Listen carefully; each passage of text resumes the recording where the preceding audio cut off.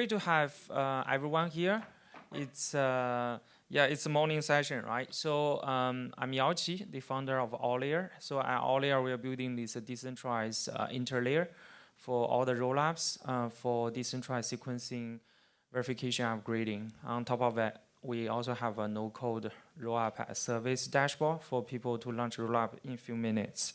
And today we have very great lineup for the panel.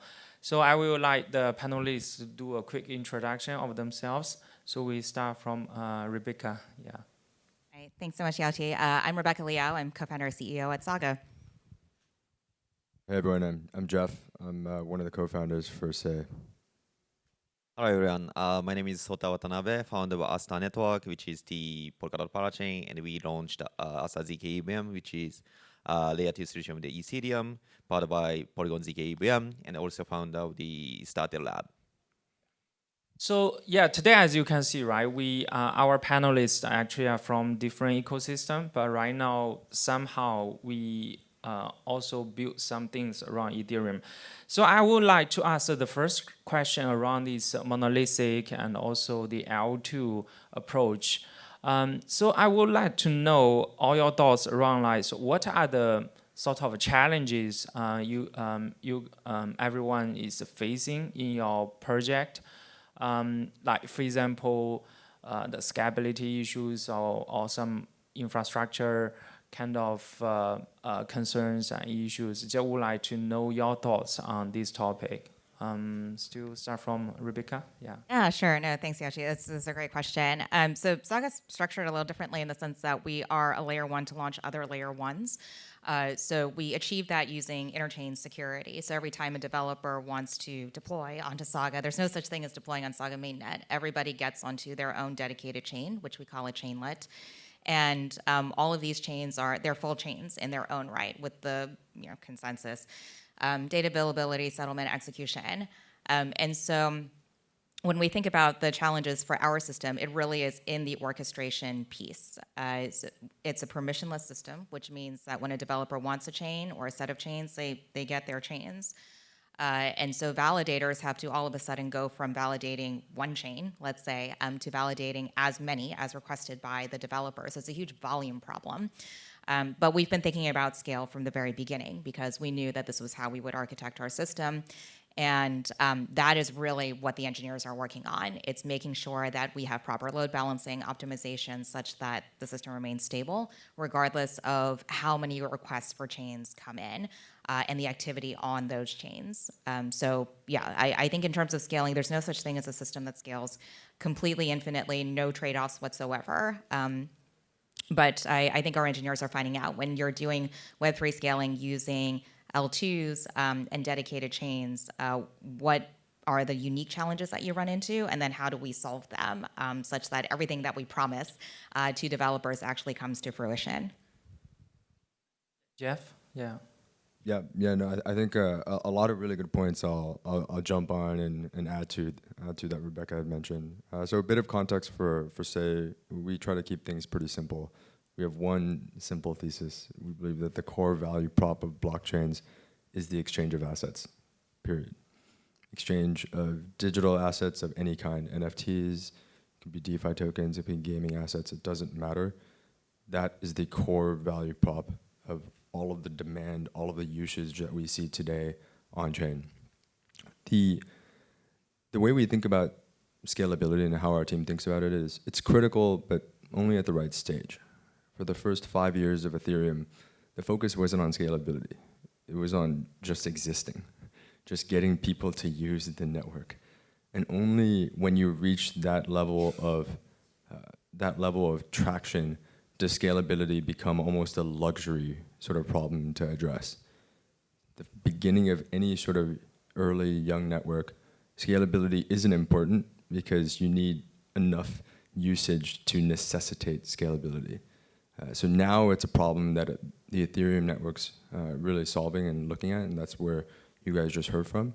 But the way we think about things is monolithic is simple. It has the deepest level of social coordination, which today is still the most important part. It's what makes Ethereum so powerful. Everyone's around it. All the users, all the applications are around, and it doesn't matter how slow, how expensive it is. That's where people will still go. Yeah. Hi, Sota. Thank you. This is kind of interesting question for me because we have one blockchain secured by Polkadot, and another blockchain secured by Ethereum layer 2. So we do have two different network, but under the single token, single brand. So I think solo chain or layer 2 or parachain, Cosmos chain, this is not a trade-off for me. So this can be coexisted because we have a two chain under the same umbrella, same token, and token economics works. And every community has good things and bad things. Some communities pretty much toxic, some communities not. Some communities, some tech is very scalable, some tech is not. So from my perspective, I would like to leverage good things in every single community. And to do so, I think we needed to have an open mind to talk tech, interact with the people. I think this kind of a mindset is pretty much needed. And I think it's not trade-off. And I would like to prove this. I see. So because for the past 2 or 3 years, right, we have so much technical progress in the Ethereum ecosystem and the blockchain space, including all the rollups, and gradually we have all these different scaling solutions. And I believe that as we can see, right, so on this panel, we have panelists from different ecosystems, like either from Cosmos, Polkadot, and right now we are also around the Ethereum, right? And based on your experience building these different ecosystems, so what are the sort of observations you have at the moment on these different ecosystem and also the different virtual machines? Like Ethereum's EVM, right? Cosmos WASM, and Polkadot WASM at the same time also EVM, right? And how do you feel about these advantages of different ecosystem, and in the end, why you choose the current approach to handle your projects and also all the ecosystem projects? Let's start with I can go first.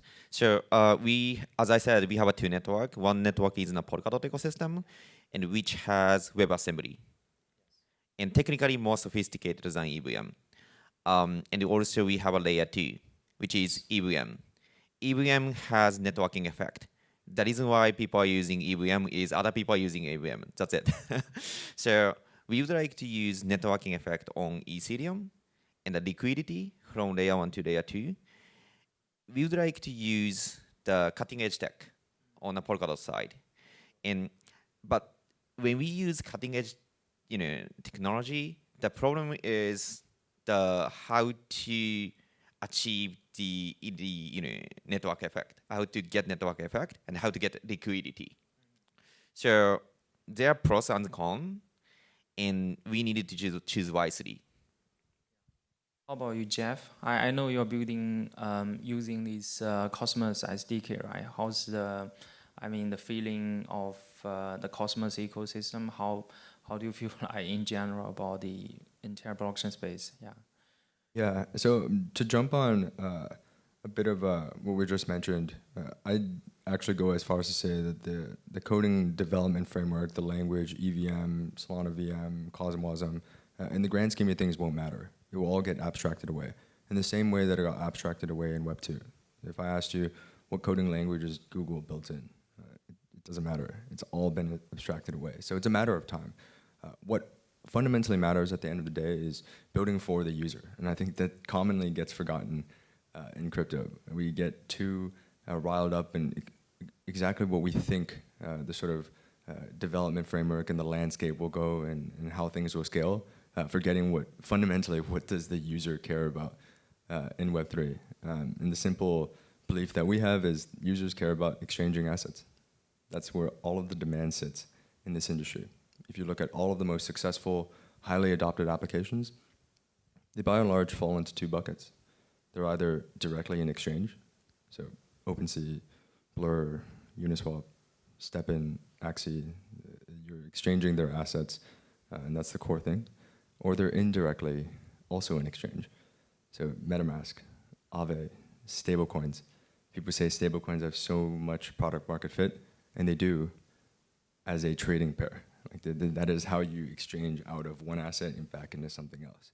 So all of the demands ends up flowing to this exact concept. That's what the users care about. So how do we build and make that experience as easy as possible? And that's how a bit of how we think of how the development frameworks and how things will go moving forward is over time, it doesn't matter if you only write Solidity, Rust, you can build great applications on Say. All of it will be compatible, and that's exactly what is on the roadmap. Some of it's not been announced, but you'll probably see it soon. Yeah, how about you, Rebecca? Yeah. Yeah, no, really great points made so far. But ecosystem is something that we obviously think a lot about at Saga. It's what I spend most of my day thinking about. So we currently have 246 projects that are building on Saga. 80% of those are gaming. And the thing about game developers is that they're usually not native Web3 developers. They were game developers first, saw the opportunity in Web3 and decided to come over. And for them, it has been a wild journey of looking at factors that affect community, like what technology you're using that they never had to consider before for user acquisition. And so when they come into Web3, though, I think what they quickly learn is that what ecosystem you're a part of, what alignment you have with somebody's token accrual does matter in terms of getting community and getting user acquisition. But when you're looking at the base protocol, which Saga is, it's our responsibility to offer you the best product possible. And so the choice that we made was, Cosmos interchain security is the best way to do app chains at scale. And therefore, that's the tech that we're using. But having said that, we recently announced ethlets, which are app chains that settle specifically on Ethereum. So this is the only decentralized proof of stake system for Ethereum scaling. And we went ahead and did that product because we understood that Ethereum is where a lot of the community is, but also it still has a lot of the really best-in-class technological features that Cosmos provides, like fast finality, like fast bridging, inexpensive chains, et cetera. And so it really is that balance. When you form your ecosystem, there's a way to form Web3 ecosystems, and then for the applications that are mostly building on your chain, there are ways to do user acquisition for those. So a lot of factors to consider for anyone building a chain. Can I say one comment? Yeah. Yeah, I cannot agree more on what Jeff said. So a lot of the people said technology A is more sophisticated than technology B. But what we have to talk about is technology A is more useful than technology B for users, because Web3 is not a tech for the geek. It's already, we are aiming to the mass adoption of the Web3. So we needed to make sure that Web3 is very useful and safe for the users. Yeah, actually, there are also some observations on our side, because we are providing a lot of these roll-up stacks for a lot of projects across the different sort of industry, from gaming, FT, DeFi, and also some even ticketing companies. So our experience, it really depends on the company's background, because a lot of companies, if they are crypto native or blockchain native, they may prefer Solidity, because a lot of their developers are still from this Ethereum ecosystem. And for some, these Web2 companies, especially a little bit around the infra side, right? They prefer Rust. So that's why these Cosmos substrate, or even upcoming Arbitrum's Stylus, they all support this Wasm, right? Also the Rust programming language, or CC++. So that sort of can attract a lot of Web2 developers into this blockchain space. Because they are not really familiar with Solidity or the entire blockchain programming stuff. So I also agree with all the panelists that, so in the end, it's really about the products. So what kind of products the developers or company want to build, they just prefer probably the best programming language they are super familiar with, instead of okay, now we can only choose one programming language, so we have to learn language and then start to think about the idea. Okay, then the follow-up question will be more interesting. So right now, for all the our project, right? We already somehow launched either for our partners or we already launched at midnight. So what's the best use case in your ecosystem, in your opinion, at the moment? I know, like for all our panelists, probably have over 100 the applications in ecosystem. But if I ask you to choose one, like probably you have social, NFT, or game, or DeFi. So which is sort of the best use case in your ecosystem? Rebecca? Yeah. I can go ahead and start. I mean, it's gaming. It's gaming. But we also deliberately went after gaming. We knew when we started Saga about a year ago that this kind of infrastructure is a nice to have for DeFi, but it's not a must have. In DeFi, you have very low transaction volumes actually compared to other kinds of applications. And each transaction value tends to be relatively high enough such that gas fees don't bother you. They're annoying always, but they don't bother you as much. And so you don't mind things like congestion, high and variable gas fees from many of the monolithic chains that haven't scaled yet. But gaming is the exact opposite. So it has very high transaction volume, but each transaction is very low in value. I think most of us who game nowadays, we expect free to play for the most part. And in-game assets are things that you earn because you've played well, you've played for a long time. And so gas fees are intolerable for most gamers. And of course, performance requirements are much higher for games. And therefore, having your own chain or set of chains is incredibly important. So we deliberately went after gaming. That's also why the composition of our ecosystem is very gaming heavy. But I mentioned 80% is gaming. 10% is more pure NFT like art and music, but these projects tend to also support the games with their intellectual property. And then the last 10% is really in DeFi. So even with a general platform, we see that certain developers take to it more than others. I think for the foreseeable future, gaming will continue to be our focus. Jeff, must be DeFi. Specifically, like what kind of applications in your ecosystem you feel like is sort of like the best one? Yeah. Yeah, the focus for Say will always be the same. It will never change. The core use case is the exchange of digital assets. It's just trading assets. The irony, though, and what I think a lot of people typically have misconceptions about is trading and exchanging assets means DeFi. In reality, it is the most critical component to every single application in Web3 and crypto. In gaming and NFTs. What's the main thing you do in NFTs? You trade them on OpenSea and Magic Eden. That is like the main way that people engage with NFTs, and that won't change. Same thing with any sort of gaming assets. What is the core user experience for Axie, for Step-In, some of these more higher profile, higher adoption games? You're exchanging GMT, AXS, and the NFTs. So the irony of, I think, a lot of all this is we believe that there is only one core important problem that needs to be solved in this industry, and it's to make the exchange of assets much, much easier. Yes, that means speed, that means cost, but that is the most critical component to the growth of any application in crypto, and that's one of the things that I've really resonated with. Ironically, there's most of the big applications already live on Say's mainnet are gaming. And the reason why is because we go in, the foundation and the BD teams go into these meetings telling them, hey, this isn't focused on gaming. There's no benefits. It's just exchanging assets. But that is exactly the single most important thing to your game.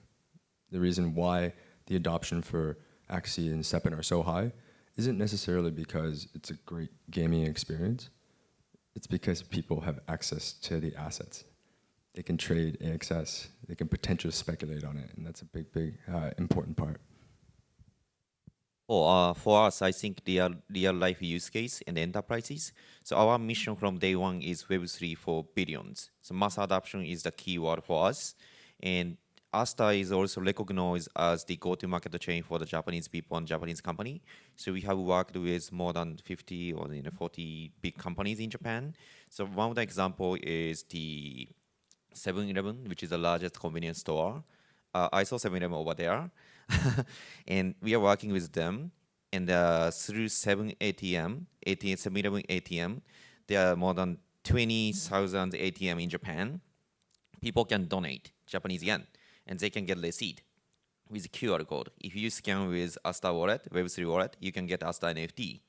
So you can prove donation on chain. So before, in Web2, the value of the people is measured by followers, number of the followers on Twitter, X right now, Facebook, and so on. If we use blockchain, probably the value of the people can be measured by NFT, on-chain data. So we are making this kind of a use case. And another example is we are making Asta tech stack that allow other companies to use Asta tech stack to deploy layer 1 or layer 2, whatever you want. So we are closely working with Sony. Our company started lab, get a seed fund from Sony, right now capital aligned.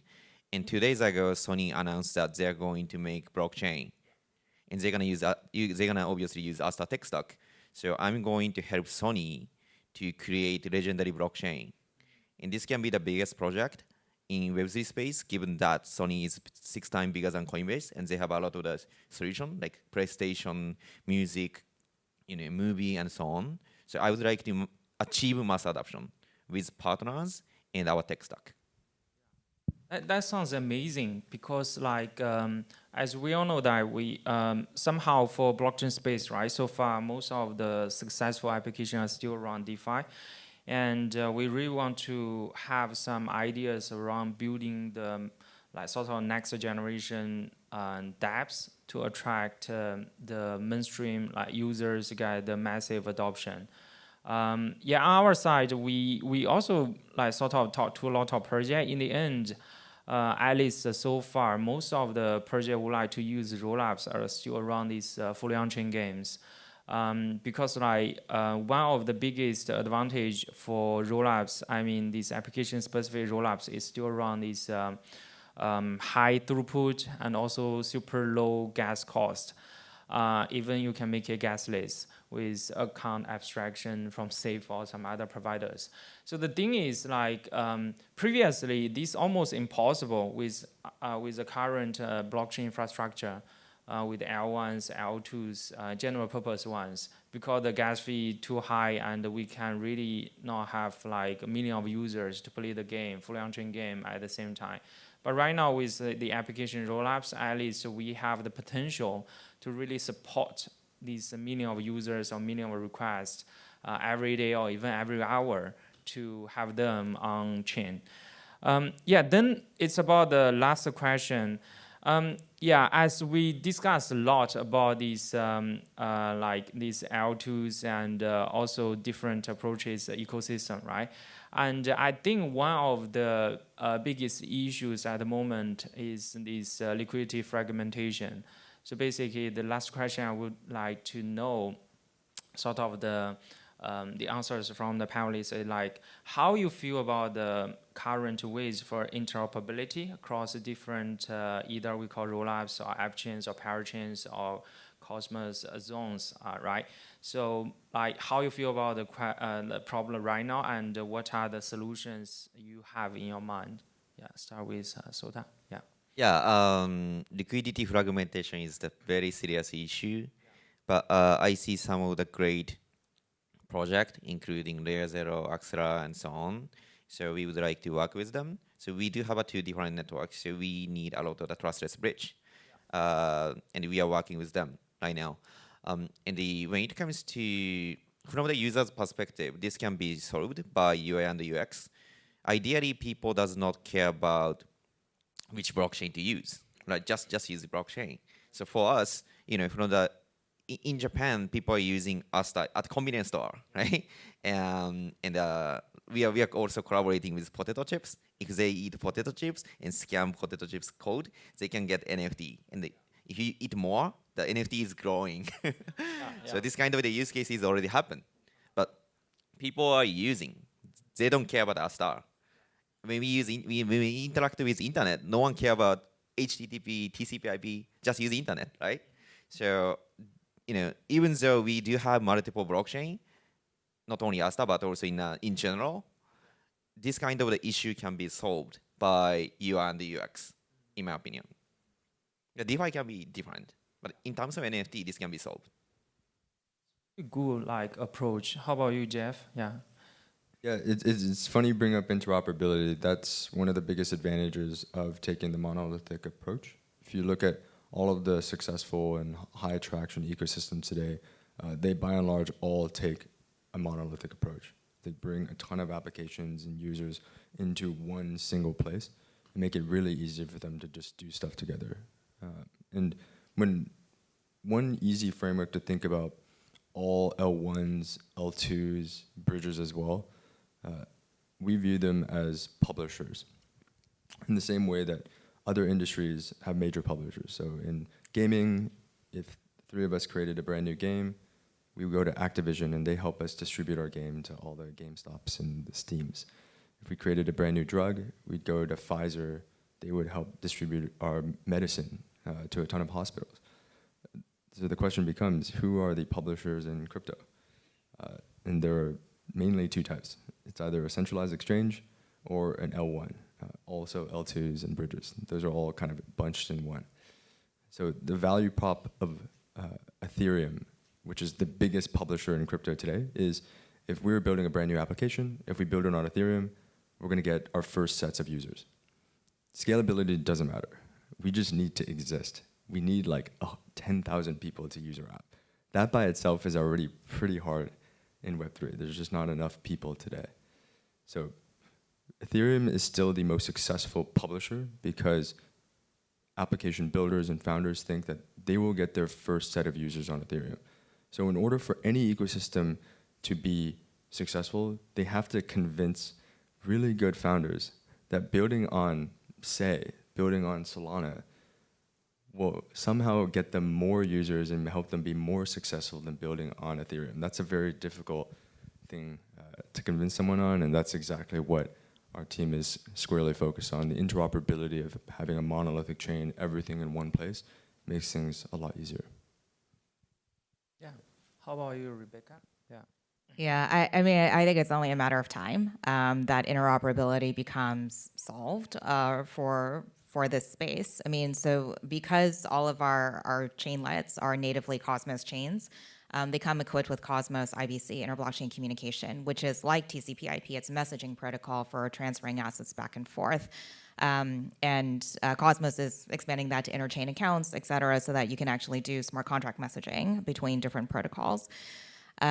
Saga does not function without IBC because everything that is on Saga is by definition its own chain. So even for the chains to speak to one another within our ecosystem and talk to our Saga mainnet for orchestration purposes, everything requires interoperability. So again, given our primary use case, which is gaming, we see a lot of game developers get very resourceful with this, which is they maybe have an instance of the game deployed on Polygon, maybe they have another instance deployed on Solana. Without a really great interoperability or bridging mechanism, the assets cannot be transferred back and forth between these different game instances. And you can try to do that through bridging.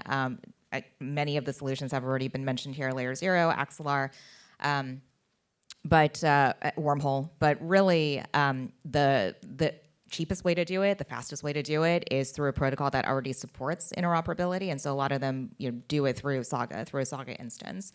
So I think the demand from the developers is there. And why is the demand there for developers? It's because the demand is coming from the end users. I think gamers in particular, they care about liquidity. They care about being part of the biggest community, but at the end of the day, it really is about the user experience. That's why people games, for the fun of it. And so fragmentation of a game property is, again, something that's intolerable to them. So I think it's just a matter of time before interoperability is something that protocols are really forced to adopt. And I think a lot of people are going there anyway, but I'm very encouraged by it because I do think that no matter what flag you fly for which ecosystem, the dream of all of us is to get to mass adoption and for people to use blockchain without really thinking about it. And you have to have interoperability in the back end for that. Yeah, to wrap it up, I believe that right now we have a lot of options for these bridges and also interoperability, right, in the backend.